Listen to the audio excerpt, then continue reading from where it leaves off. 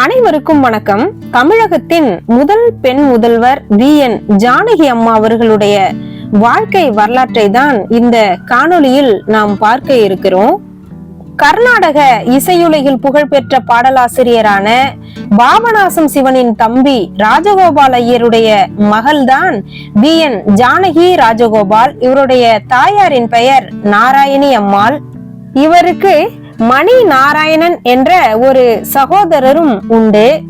ஜானகி அம்மா 1923 நவம்பர் 30 கேரள மாநிலத்தில் உள்ள பாலக்காடு வைக்கம் என்ற ஊர்ல இவங்க பிறந்திருக்காங்க. ஜானகி அம்மா சிறு வயதா இருக்கும் போதே குடும்ப சொத்துக்களை எல்லாம் இழந்துட்டு இவருடைய குடும்பம் வறுமைக்கு ஆளாகுது. அந்த சமயத்துல 1936 மெட்ராஸ் மெயில் என்ற திரைப்படத்துல ஒரு பாடல் எழுதுவதற்கு இவருடைய அப்பாவுக்கு ஒரு வாய்ப்பு கிடைக்குது. உடனே கேரளாவில இருந்து குடும்பத்தோடு சென்னைக்கு வராங்க. சிறு வயதிலிருந்தே ஜானகி அம்மாவுக்கும் பாடல், நடனம் இவை எல்லாத்துலயுமே அதிக ஈடுபாடு இருந்து வந்துச்சு. அதனால படிப்போட சேர்த்து கலைகளையும் நல்லா கத்துக்கிட்டாங்க.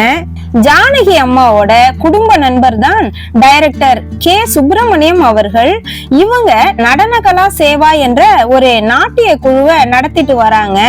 அந்த குழுவுல வள்ளி திருமணம் என்ற ஒரு நாடகம் நடக்குது. இந்த வள்ளி திருமணம் நாடகத்துல முருகனா வேடமிட்டு நம்ம ஜானகி அம்மா நடிச்சாங்க. இந்த நாடகத்தின் மூலமா பெரிய ரசிகர்களுடைய கூட்டத்தையே இவங்க தன்வசப்படுத்தினாங்க. நாடகத்துறையில பிரபலமானதும் இவங்களுக்கு நிறைய சினிமா வாய்ப்புகளும் தேடி வர தொடங்குச்சு. திரு கே சுப்பிரமணியன் அவர்கள் இன்பசாகரன் என்ற படத்துல கதாநாயகியா ஜானகி அம்மாவை அறிமுகப்படுத்தினாங்க. அப்போ இவங்களுடைய வயது 13 தான். துரதிர்ஷ்டவசமா அந்த ஸ்டுடியோவே தீப்பற்றி எரிஞ்சு போயிடுச்சு. அதன் பிறகு கிருஷ்ண தூது என்ற படத்துல ஒரு பாடலுக்கு நடனம் ஆடுறதுக்கு வாய்ப்பு கிடைச்சிச்சு. அப்புறம் மன்மத விஜயம், கச்ச தேவயானி, மும்மணிகள், சாவித்ரி, அனந்த சயனம், கங்காவதார், தேவகன்யா, ராஜா, பர்த்ருஹரி, மான சாம்ரட்சணம், பங்கஜவல்லி என்று நிறைய பட வாய்ப்புகள் இவங்களுக்கு கிடைச்சது. அப்புறம் சகடயோகம் என்ற படத்துலதான் கதாநாயகியா முக்கிய கதாபாத்திரத்துல நடிக்கிறாங்க. சித்திரபகாவலி, தியாகி படங்களும் இவங்க நடிப்புல வெளிவந்துச்சு. 10 ஆண்டுகள் கழிச்சு 18வது படத்துல பிரதான கதாநாயகியா வாய்ப்பு கிடைச்சது ஜானகி அம்மாவுக்கு. 1947 மாடர்ன் தியேட்டர்ஸ் தயாரிப்புல 1000 தலை வாங்கிய அபூர்வ சிந்தாமணி என்கின்ற படம் பெரிய பேர் வாங்கி கொடுத்துச்சு ஜானகி அம்மாவுக்கு. 1948 வெளிவந்த ராஜமுக்தி என்ற படமும் பெரிய புகழ் வாங்கி கொடுத்துச்சு ஜானகி அம்மாவுக்கு. அந்த ராஜமுக்தி என்ற படத்துல துணை நடிகரா எம்ஜிஆர் அவங்க நடிக்கிறாங்க. அந்த படத்துல இவங்க இருவருக்கும் நட்பு ஏற்படுது. மோகினி என்ற படத்துல இந்த நட்பு இன்னும் நெருக்கமாகுது. இந்த நிலையில தான் எம்ஜிஆரை விரும்ப ஆரம்பிக்கிறாங்க ஜானகி அம்மா. பிறகு எம்ஜிஆரும் மிகச்சிறந்த கதாநாயகனா உருவெடுக்கிறாங்க.